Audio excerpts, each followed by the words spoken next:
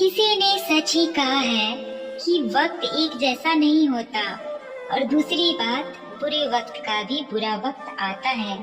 तो चलिए इसे कहानी से समझते हैं।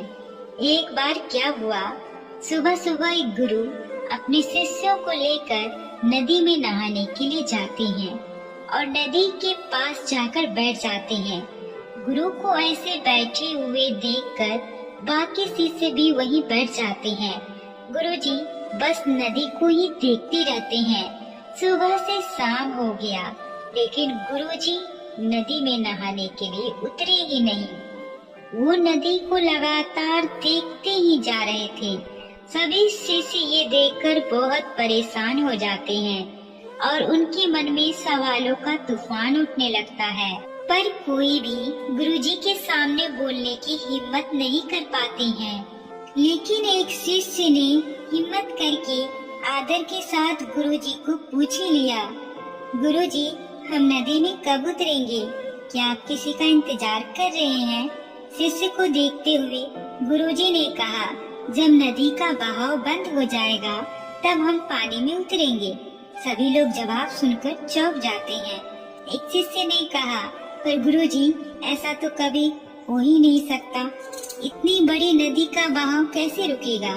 ये लगातार बहती रहती है, यह तो नामुमकिन है। गुरुजी ने मुस्कुराते हुए कहा, तुमने सही कहा और यही आज की शिक्षा है। यह जिंदगी लगातार आगे बढ़ती रहती है, इस नदी की तरह जो कभी किसी के रोकने से भी नहीं रुकती है। अब मर्जी तुम्हारी है कि तुम नदी के साथ आगे बढ़ते हो या फिर एक ही जगह पर डरकर, हार कर, घबरा कर बैठे रहते हो। इस नदी की बहती हुई लहरें बदलते हुए वक्त की तरह है और वक्त चाहे जैसा भी हो, अच्छा या बुरा, बदलता जरूर है। अगर कभी तुम्हारा वक्त बुरा हो तो हौसला रखना और चाहे कुछ भी हो जाए, किसी भी परिस्थिति में हिम्मत मत हारना। जिंदगी की इस नदी में आगे बढ़ते रहना, क्योंकि वक्त बदलने में देर नहीं लगती। बुरा वक्त सिर्फ तुम्हारी ही जिंदगी में नहीं बल्कि सभी के जिंदगी में आता है।